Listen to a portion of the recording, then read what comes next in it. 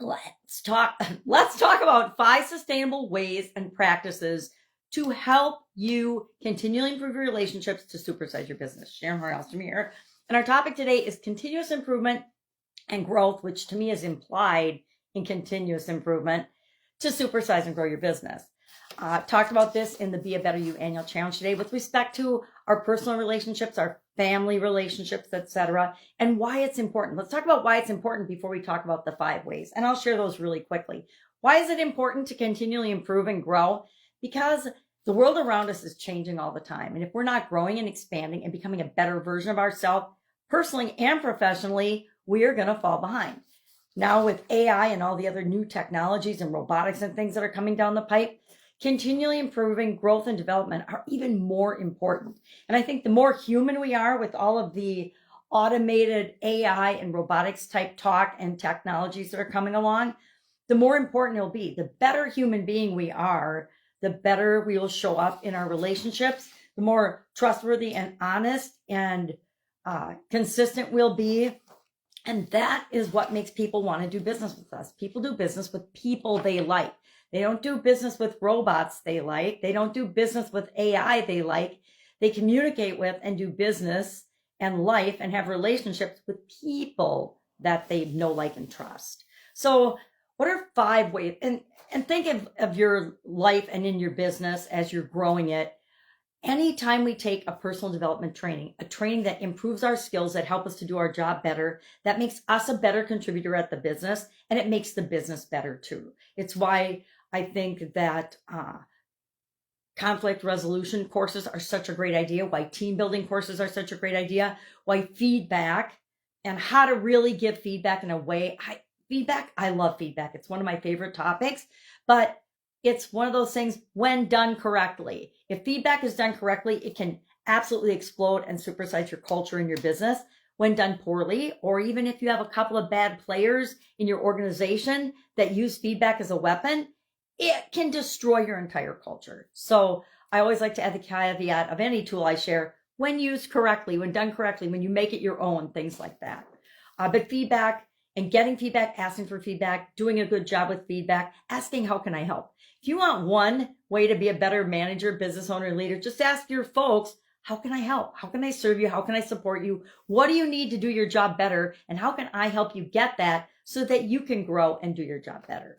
So what are 5 practices? I want to share these quickly. 5 sustainable practices, meaning you can start it and you can do it just like you brush your teeth every day. You could do these things every day to continually improve and grow. Number 1, practice reflective journaling. I don't know about you, but I've been documenting my life since I was a teenager for sure, and just keeping track of things. Now, I will be the first to admit that I've actually burned some of my journals from my teenage years and probably my college years, but that was because I never wanted my kids to read them. But I kind of wish I would have saved them, because they showed me and would show me, if I were reflecting on them now, the stages that I went through that most human beings go through as we evolve and grow and become better versions of ourselves. About practice reflective journaling.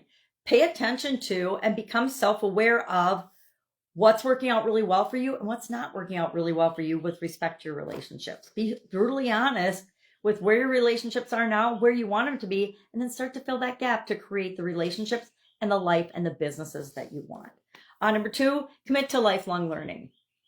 Every organization I build, grow, work with has some element or potential for belief in lifelong learning. And if they don't, by the time they're done working with me, they absolutely have embraced it. Why?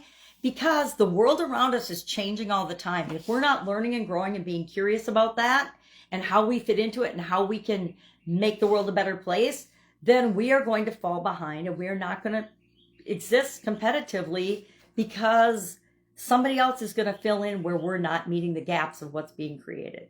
Number 3, set relationship goals. Do you have goals for the relationships in your business? Do you have goals for you and your relationships with your team members, with people that are a part of your business, with your suppliers, with your vendors, with your customers? Maybe you're a totally hands-off person. You don't have anything to do with your customers. I don't know how you could do that, but some business owners do. I found I used to do things in my Italian food manufacturing business that probably no other business owner would do. I would actually go to the stores and I would do store demos of our products because I wanted to know what the people that were eating and consuming our awesome handmade Italian food really thought of it. If they liked something or didn't like something, if they wanted to see a new flavor, if they wanted to see a change in our products or services, I wanted to know that firsthand. Number 4, embrace feedback without defensiveness. Again, feedback, one of my favorite things. It has got the power to transform our organizations and our relationships and our lives. And so why would we not be wanting feedback? And again, remember, feedback is just another person or another entity's current opinion of how you behaved in a certain situation. And so if you want to improve different, say you want to be a better negotiator, get feedback on your current negotiating skills and then pick where you're going to improve. Number 5, celebrate progress. I think that all of us could probably do a better job celebrating the little wins and the little progress that we're making. If you show up every day and do the best you can, given what's going on in your life and that day, you should celebrate that at the end of the day. I think one of the things that isn't on here that I think is an incredibly powerful practice, so I'm going to add a 6th one, is have a gratitude journal, which to me is a way of celebrating those small wins. Just writing it down and acknowledging it is a powerful message to the world and the universe and whatever you believe in, that you want more of that. You want more things to be grateful for. So that's our topic for today. I would love to know your take on continuous improvement, lifelong learning, journaling, or any of these other tools. Do you use these? Do you use one of them? You don't need to use all of them, but I suggest you have one thing that you do that keeps you personally moving forward to be a better version of yourself so that you can compete and grow and supersize your business. All right, that's it. If I can help you in any way, ask. Otherwise, have an awesome day, and I will, of course, be with you tomorrow.